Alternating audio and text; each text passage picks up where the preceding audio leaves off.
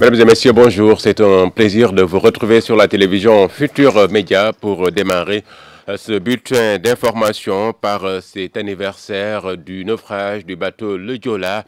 16 ans après cet événement tragique, l'équation qui demeure toujours autour du renflouement de l'épave. L'État du Sénégal est toujours attendu sur la question malgré la persistance des familles de victimes. À l'occasion de cet anniversaire de la plus grosse catastrophe maritime, des analystes se prononcent. Bakary Domingo Mané est d'avis que le silence des autorités n'est pas anodin. Nous suivons ce reportage signé Fatoumata Touré. 16 ans, jour pour jour, le temps passe, mais la douleur reste. Les responsabilités ne sont toujours pas situées sur le naufrage du bateau Le Joola. Devant l'impunité et le laxisme des autorités, des voix s'élèvent pour réclamer justice, réclamer le renflouement de l'épave du bateau ancré dans les eaux. Nous exigeons justice, ce qui est normal, et ce qu'on aura, bien sûr, tôt ou tard, la justice sera faite. Parce qu'une catastrophe de cette ampleur ne peut logiquement pas rester impune. Il faut faire notre deuil. 16 ans après, certes, le temps a passé, mais le deuil ne peut pas être fait correctement tant qu'on n'a pas renfloué le bateau. Et c'est également important pour les mémoires. Des interrogations se multiplient. Pourquoi les autorités tardent à renflouer le bateau? L'État peut-être a ses raisons que les autres ignorent.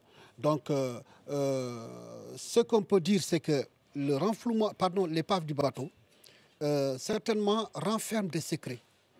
Et en sortant, disons, ce bateau-là de l'eau, certainement ces secrets ne seront pas bons vraiment à savoir. Pour lui, il y aurait anguille sous roche. L'État du Sénégal connaît les raisons pour lesquelles vraiment il hésite à le faire. Ce n'est pas une question d'argent, je l'ai dit. Je pense qu'il y a des ONG, en tout cas des institutions qui sont prêtes à mettre de l'argent pour le renflouement. Mais l'État a ses raisons. Et je pense que c'est des secrets qui sont enfouis.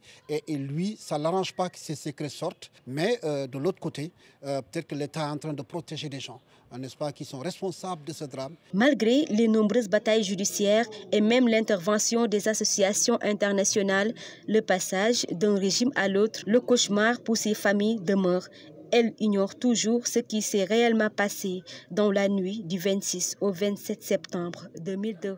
Merci Fatoumata Touré. Et si le flou persiste toujours autour du retard accusé pour le renflouement de l'épave, ce n'est pas le cas heureusement pour les enfants qui ont perdu leurs parents au cours de cette tragédie. Déclarés pupilles de la nation, ils sont 713 au total à être pris en charge par l'État du Sénégal qui leur accorde une subvention mensuelle de 35 000 francs CFA jusqu'à leur majorité à Bifey. 713 orphelins pris en charge par l'Office national des pupilles de la nation, une question qui demeure actuelle. Fixe deux catégories d'enfants éligibles au statut de pupille de la nation.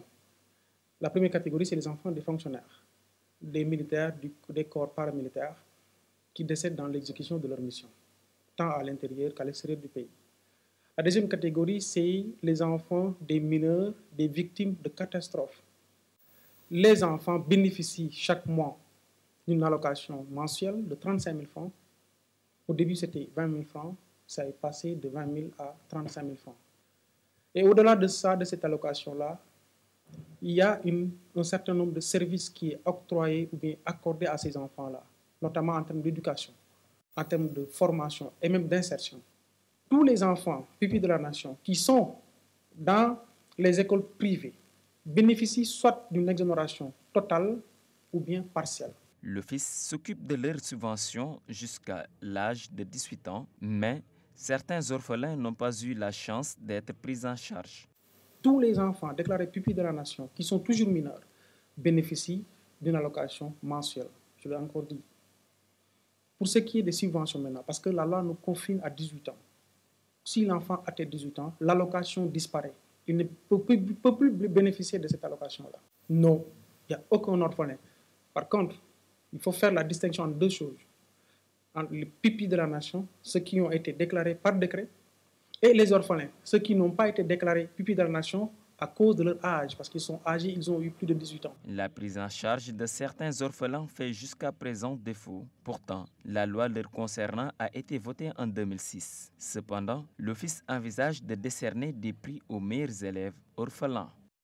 Merci Habib Faye. Donc rappelez que ce 26 septembre est célébré les 16 ans du naufrage du bateau le Joola, avec cette cérémonie donc officielle qui doit se tenir à Ziguinchor, où également est prévue la pose de la première pierre du mémorial le Joola. La direction de la Poste, théâtre d'une bagarre hier. D'un côté, les membres du syndicat national des travailleurs des postes et de l'autre, les proches du directeur général Siré Dia. Tout est parti d'une décision des proches du directeur général d'empêcher la tenue d'une assemblée générale par le SNTP.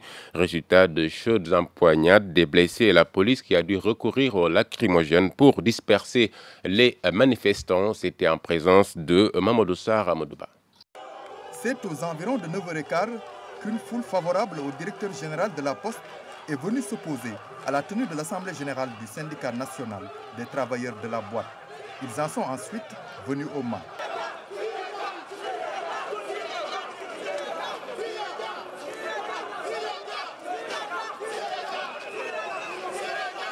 À la suite des échauffourées, la police débarque sur les lieux et fait usage de grenades lacrymogènes pour disperser les manifestants. Ce n'est pas tout. Les limiers procèdent à quelques interpellations d'agents se réclamant de Siré Dia.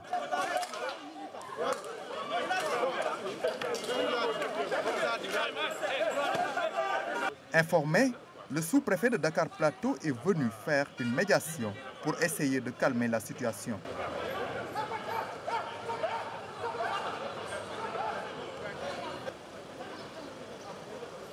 Pour rappel, les membres du syndicat national des travailleurs de la Poste prévoyaient de tenir cette assemblée générale pour dénoncer la mauvaise gestion, entre guillemets, du directeur général de la Poste et les difficultés de cette boîte. Ce que les pro-Siré Dia ne veulent entendre de cette oreille. L'intersyndicale de la Poste, composée du Site-Post, du Sinapost, du SLGP et du SNTP, apporte un démenti aux accusations de détournement de plus de 100 milliards de francs CFA à la Poste. Selon eux, ces accusations relèvent tout simplement d'une volonté de leurs camarades du syndicat national des travailleurs des postes de nuire à la boîte et à ses actuels dirigeants.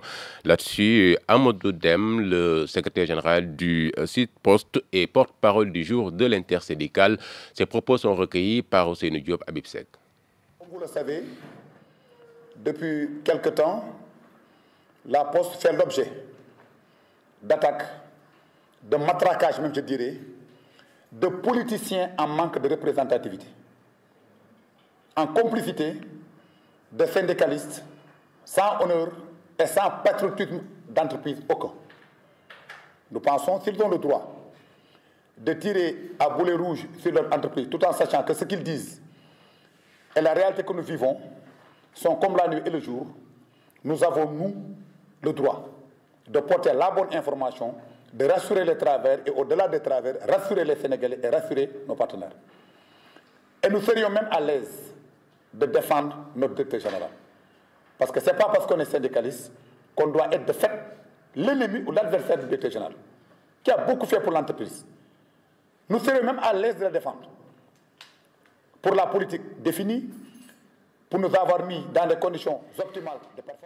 Nous parlons à présent de ces mises en garde du CUSEMS face aux accords signés avec le gouvernement au cours de l'année et toujours pas respectés. Le syndicat des enseignants du moyen secondaire alerte donc. En conférence de presse hier, les enseignants affiliés à ce syndicat réclament la matérialisation des accords, gage d'une année scolaire apaisée. Compte rendu, Souadou Ndiaye. Un combat pour la revalorisation de l'enseignement, l'objectif du 5e Conseil national du CUSEMS, garde unitaire syndicale des enseignants du moyen secondaire. Durant cette conférence, ils n'ont pas manqué de rappeler à l'État du Sénégal le respect des accords au cours de l'année scolaire 2017-2018. Les lenteurs constatées dans la matérialisation du protocole d'accord du 30 avril 2018 ne rassurent pas les enseignants et les parents d'élèves. Nous avons dit au gouvernement que la stabilité du système éducatif dépendra de l'application des accords signés. Et le 30 avril 2018, nous avons suspendu le mot d'ordre. Nous avons repris les cours, nous avons participé aux examens. C'est au gouvernement d'honorer ses engagements. Durant cette conférence, tous les délégués ont répondu présents. Les enseignants alertent le gouvernement pour une année scolaire apaisée. Nous sommes aussi là pour alerter l'opinion nationale et internationale, mais pour dire au gouvernement du Sénégal qu'ils ont aujourd'hui l'obligation morale et historique de résoudre les problèmes de l'école. Nous allons vers une année électorale, l'élection présidentielle. C'est une année difficile. Si nos problèmes ne sont pas résolus, nous allons les poser, nous allons nous battre pour amener le gouvernement à respecter ses engagements. Aujourd'hui, le QCEMS a organisé son 5e Conseil national. Thème choisi, droits et obligations de l'enseignement. Une tribune pour discuter de la situation des enseignants. Merci Souadou Ndiaye, nous parlons